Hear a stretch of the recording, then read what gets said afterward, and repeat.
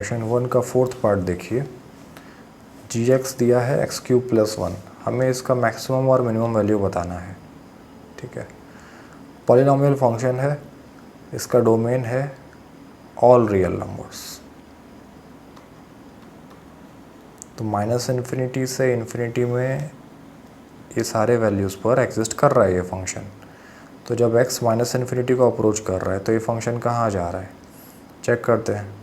x अगर -∞ की तरफ जाएगा तो x³ भी -∞ की तरफ जाएगा। नेगेटिव का क्यूब भी नेगेटिव ही होता है, ठीक है। और फिर x³ + 1 भी -∞ की तरफ ही जाएगा।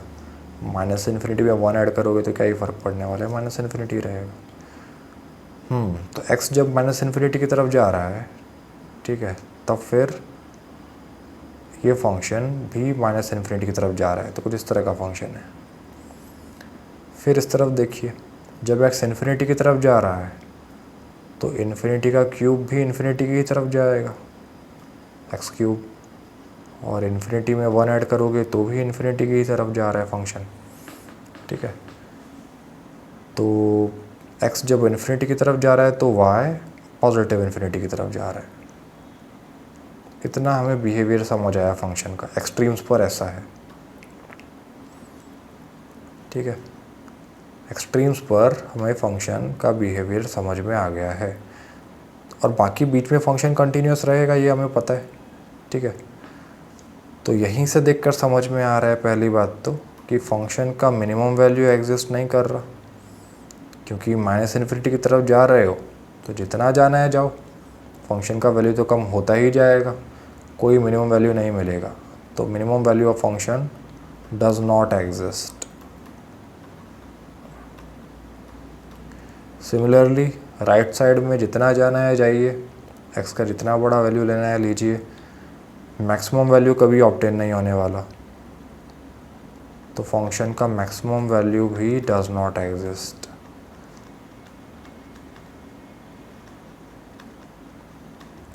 तो यहीं से समझ में आ गया है कि मिनिमम मैक्सिमम वैल्यू एग्जिस्ट ही नहीं करते। यही हमारे आंसर्स हैं। अगर आपको चेक करना था फर्स्ट डिफरेंशियल मेथड और सेकंड डिफरेंशियल मेथड से तो कर सकते हो। फर्स्ट डिफरेंशियल मेथड अगर आपने अप्लाई किया तो पहले तो फंक्शन का डिफरेंशिएशन करना होगा। f(x) है हमारे पास x³ + 1, इसका डिफरेंशिएशन कीजिए तो f'(x) क्या मिला, 3x² + 0, ठीक है। ये है डिफरेंशिएशन।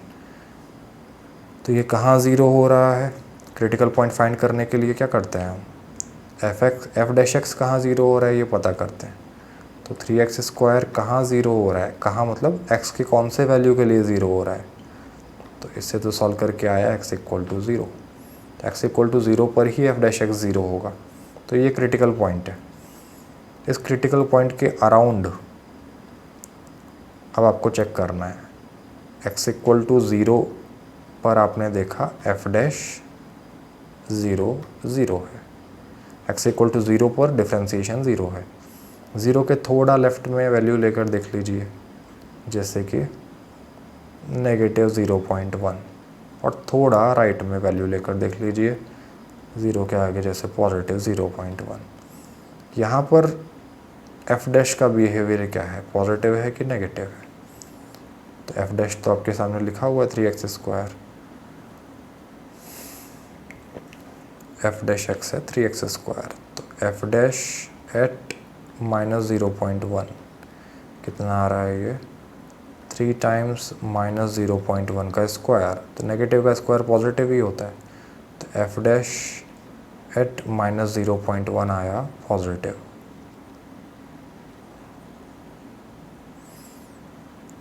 ठीक है।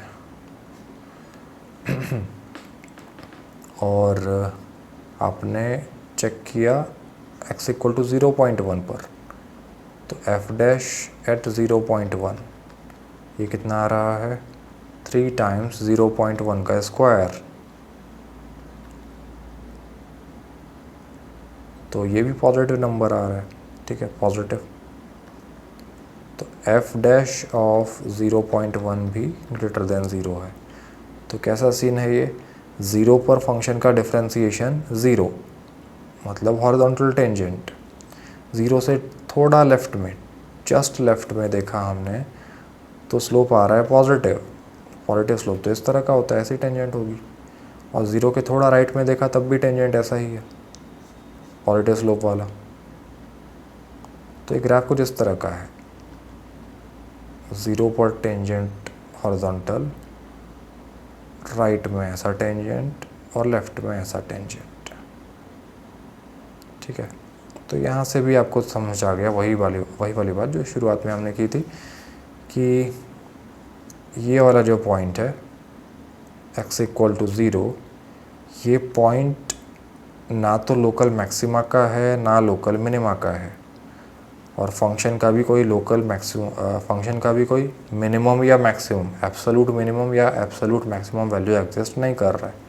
ठीक है, तो यहाँ से तो अभी समझ आया, फर्स्ट डेरिवेटिव टेस्ट से आपको क्या समझ आ गया है कि x equal to 0 is a point of inflection.